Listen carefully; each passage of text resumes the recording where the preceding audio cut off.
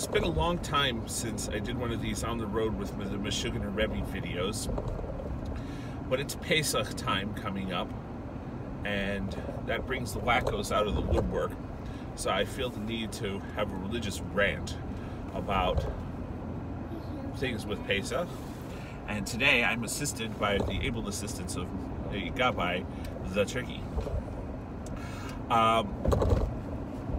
One of the perennial favorite insanities around the time of Pesach is arguing about what the shiur kazayas is, the size of an olive. The olive size, according to the Gemara, is the amount of food you have to eat in order for it to be considered an act of normal eating. Smaller than the kazayas, and it's not considered eating. So, on Pesach, we have a biblically mandated mitzvah to eat matzah at the Seder. And so, the minimum amount of matzah you need to eat at the Seder in order for it to be considered eating by halacha is a kazayas. Kazayas translates to like an olive. So, to most people, this seems pretty obvious. Everybody has seen and these days knows what an olive looks like. The size of an olive is typically between 3 and 5 milliliters in volume, so that's a nice small bite-sized piece. And if you want to translate that into matzah, it's a piece of matzah about the size of half of a credit card. A square, I don't know, about 2 inches or less, about that big on a side, 1.5 to 2 inches. Not very much, normal bite size. However, if one looks in most of the books and Haggadahs that are published recently, Art Scroll is a particularly bad offender in this ride. The notorious Blumenkrantz book, Krovet Hilchos Pesach, which is a horrifying, stupefying book that should be avoided at all costs. But they'll tell you something absurd, that the size of a kazayas of matzah is like between 1/3 and 1/2 of a circular sheet of shmura matzah. Typical circular sheet of shmura matzah is about 1 foot across. That's an awful lot of matzah, and there are 3 places in the Seder where you're required to eat a kazayas of matzah. It's the hamotzi, the matzah part, and the afikomen at the end. Now that's an awful lot of matzah to eat, and where did this rather peculiar size of the matzah come from? And the answer, of course, is pretty straightforward for most people. The answer is that in Ashkenaz, in the Sephardi poskim, who lived around the Mediterranean basin and in the Middle East, there's never any question of what the shiur of a kazayas is, the size of an olive, because they could go out in the backyard and look at an olive tree and see what an olive looked like. And almost all of the Sephardi poskim, going back to the beginning, indicate that the size of a kazayas is that of a typical olive. It's also obvious from the context in the Gemara that a kazayas is bite-sized. This is something that you can pop in your mouth and eat in a normal way as a single bite-sized snack. And whereas a half a sheet of shmura matzah is most certainly not a thing you can eat in a single bite. And a kazayas is obvious in the Gemara in many places that a kazayas is something you can eat in one bite comfortably, and it's not achila gasa, it's gluttonous stuffing your face eating. So half a sheet of matzah is not something, even 1/3 of a sheet of shmura matzah is certainly not something that you can eat in one bite. So this large shiurim are absurd on the face of them. So where did it come from? again, so the poskim of Ashkenaz, Northern and Eastern Europe, never saw an olive in their life. Olives don't grow in Northern and Eastern Europe. They only grow around the Mediterranean basin. They need warm weather and climates where you don't get deep freezes during the winter that kills the trees. So in early medieval France and Germany and places like that, they never saw olives. If they saw an olive, it had been preserved and pickled and salted and shriveled and shipped for thousands of miles, and it's unlikely that they ever saw an actual olive in their entire life. Most of them never did. And so they only have to go by context, and there's been places where the olive sizes are compared to different things in the Gemara. And this can lead you down to all kinds of weird side roads. You end up with this bizarro notion that a kazayas is something like 50 milliliters of volume, which is definitely not a comfortable bite size. That's 50 milliliters, about 2 fluid ounces, which is well, that's a lot. So typical shot glass is shot of booze is 1 fluid ounce. So imagine taking 2 full shot glasses at once. As liquid is not so bad, but trying to stuff that much matzah into your mouth all at once, well, that's a problem. And that's certainly a chila gas. It's certainly piggish eating. It's not a nice thing to do. And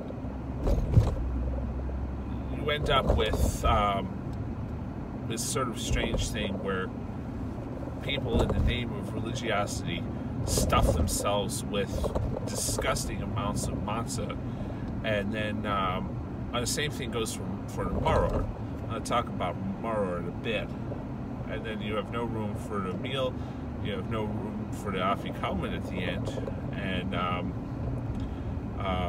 you know, it becomes a race to the bottom of stomach aches and all kinds of difficulties like that.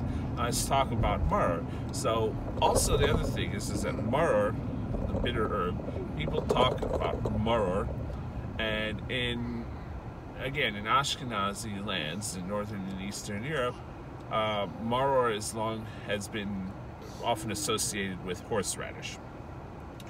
It's explicit in the Gemara that maror is not a root, it's a leaf.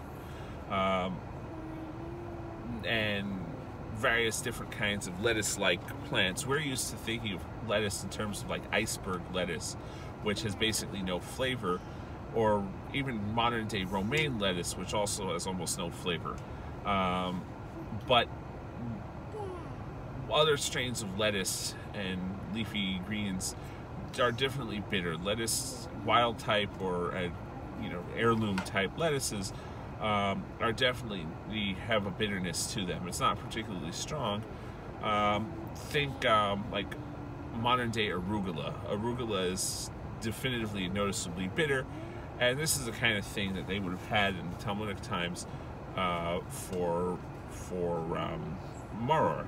It doesn't have to be mind-bogglingly bitter, it just has to have a noticeable bitter taste to it. So romaine lettuce, it has a very, very weak bitter taste, is okay. You can use arugula, any kind of leafy green vegetable that's got green bitter taste to it, related to lettuce. So the Gemara lists a number of different kinds of plant that are would be qualified as maror, and they're all leafy vegetables. And the Gemara very explicitly says that maror is not a root and can't be the roots of a plant. So modern Ashkenazi tradition of using horseradish as maror doesn't really have a good basis in halacha. So you should actually be using lettuce for maror. You can use horseradish if you like to add flavor. It's, but the idea of eating 50 cc's of raw horseradish is you don't have to worry about that. And also, it's not 50 cc's anyway, it's just a little dab. So if you're going to eat horseradish, you're probably going to be happy with 3 to 5 milliliters of pungent horseradish. Again, where do we end up with horseradish? Well, we don't, the plants and lettuces and stuff that don't grow well in Europe, and so that's it. It also is clear from the early posting that maror is not sharp and spicy; it's bitter. It's different than sharp and spicy. Oh, my horseradish is definitely sharp and spicy.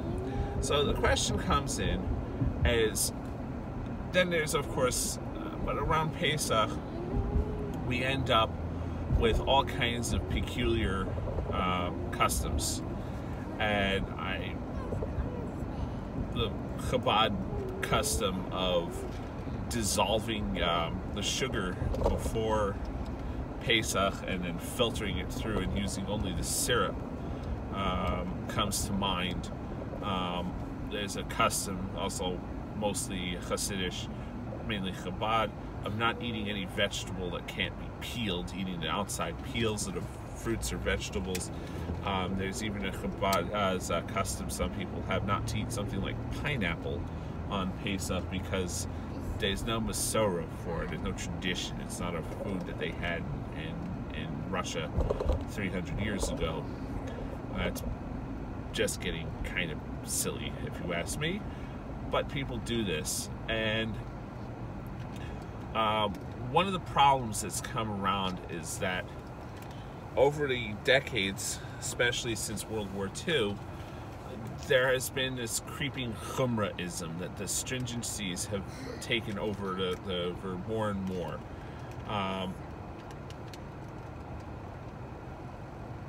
The point of eating the matzah, in point of everything, is you eat a reasonable amount in a reasonable amount of time. It's not meant to be, measured with a caliper in an analytical laboratory balance down to the nearest microgram. It's a comfortable bite-sized amount of matzah. That's what you eat. And you're welcome to eat more if you want, but the idea that you have to eat this gargantuan sum, and that's the minimum, that's nonsense. And the idea that bottled water needs a special kosher for Pesach hechsher, that's also nonsense.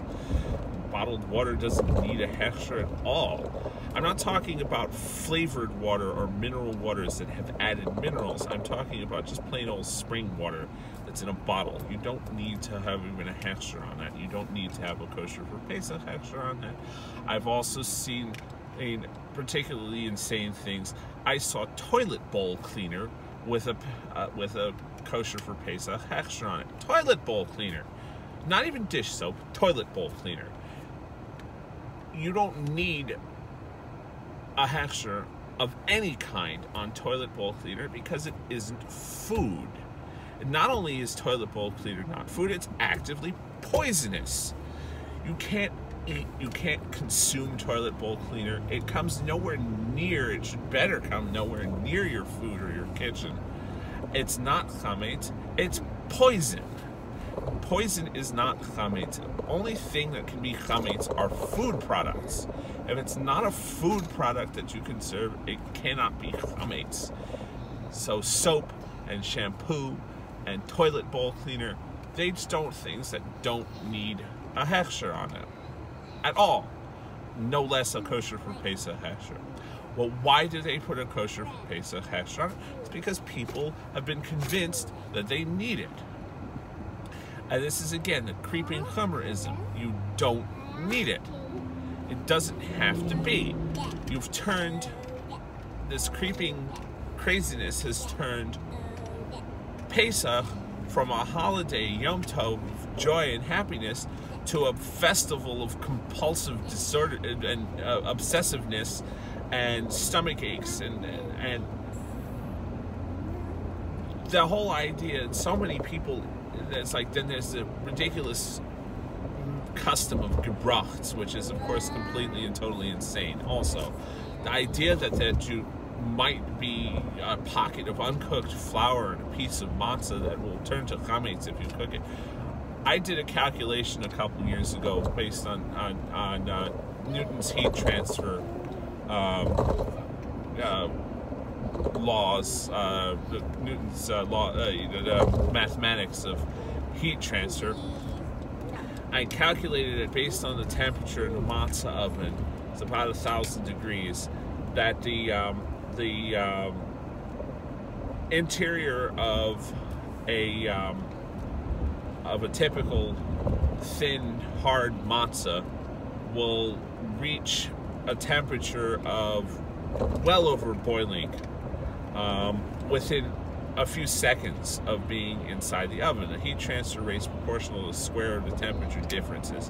So you go in from room temperature to the 1,000 degree oven, the heat transfer into the interior of the matzah is extremely fast, and it will reach up to thousands of degrees. It will reach up to hundreds of degrees in the interior of the matzah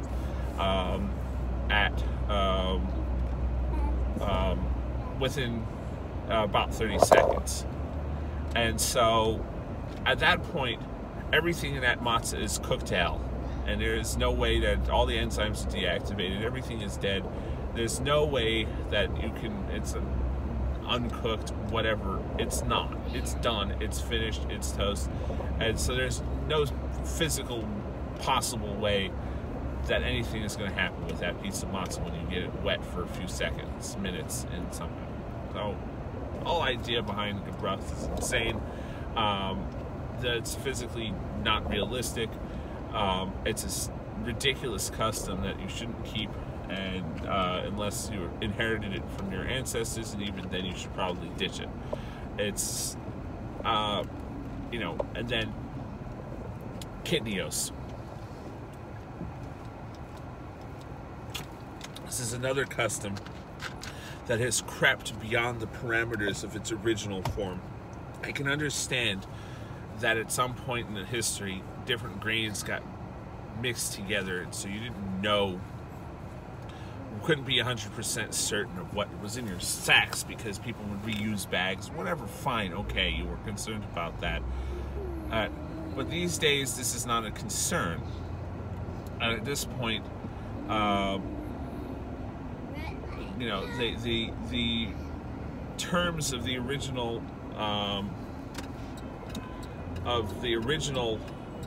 idea of kitnios, you know, was you avoid certain things that can be ground into flours that resemble bread flour that can become chametz. But the list has grown over the years. Corn got added to the list when corn was discovered and from North America brought back to Europe. Peanuts, as an interesting thing. My mother talks about how when she was a little girl, everybody ate peanuts and peanut oil on Pesach. In fact, my mom's comment was that the only kosher for Pesach oil that they could get readily in the 50s in New York, this is in New York, in Brooklyn, in the 50s, was peanut oil. Nowadays, nobody eats peanuts. The Ashkenazim say peanuts are kitnios. You can't have peanuts on Pesach, peanut oil. You're crazy out of your mind.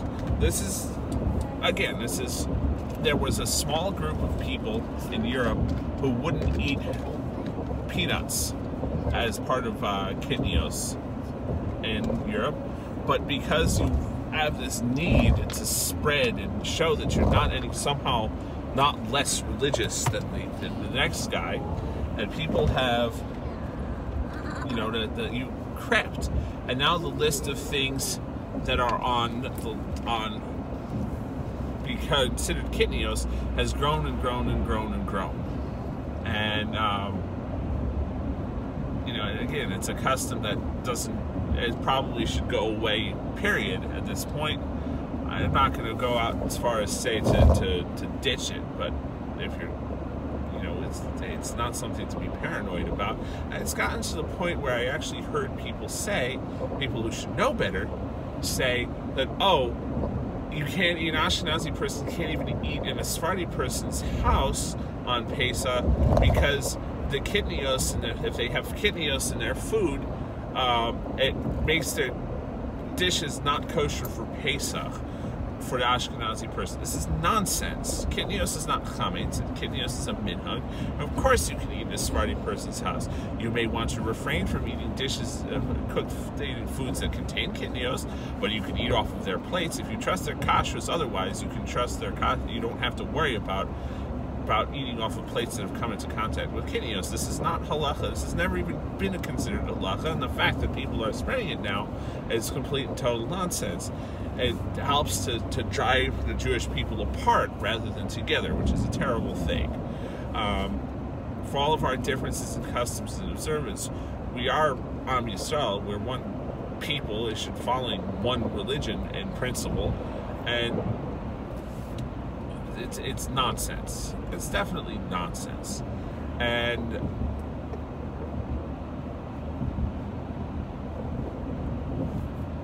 you go on and on and on and on. It just keeps going and going and going, and then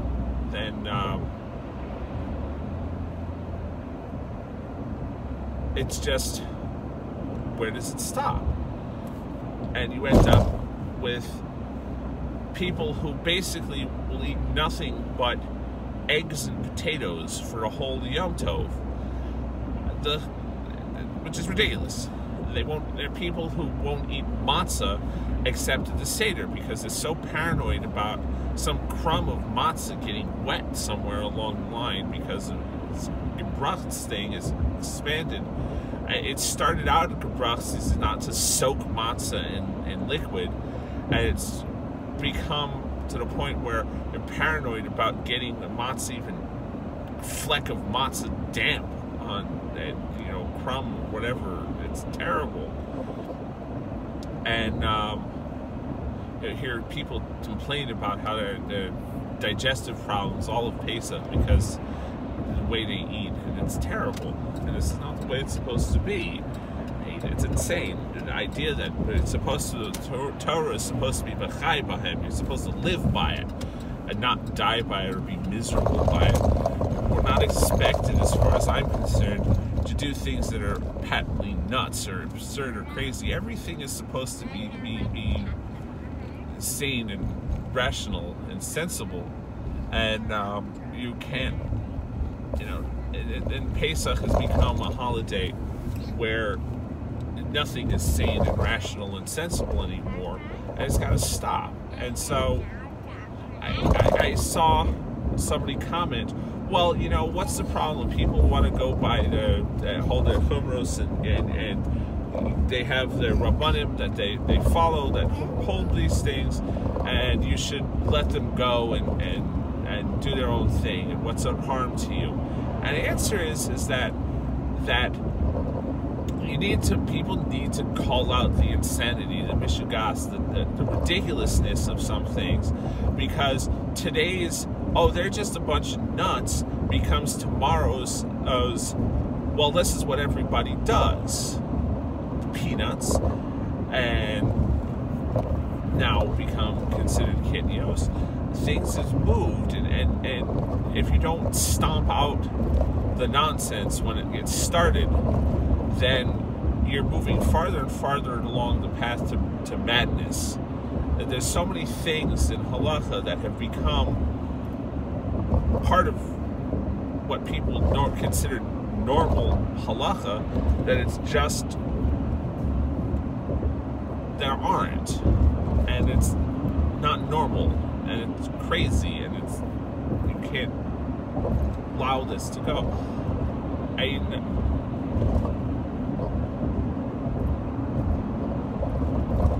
It just keeps going and going and going, and where does it stop? And at some point, and it turns people off, and people end up, you run into the whole thing becomes an absurd enterprise, and you lose the soul in it, and you lose the spirit, and you lose the meaning to it, because it becomes this festival of absurdity of, I need to measure my matzah with a scale or a ruler. I need to stuff my face with this, and I need to make sure that my Kiddush cup holds no less than exactly than 4.7 fluid ounces or whatever. And you know, you become obsessed with the minutia of it, and you forget the spirit of it. And it's supposed to be joy. It's supposed to be happy. You're supposed to be v'samachtem b'chagecha. You're supposed to celebrate on your holiday. You're supposed to be happy. You're not supposed to be OCD on your holiday. And don't get me started on Pesach cleaning. That's a whole nother video.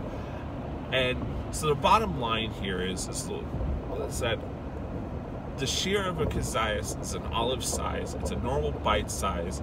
You take a bite and you eat it like a normal person, and that's the amount that you eat.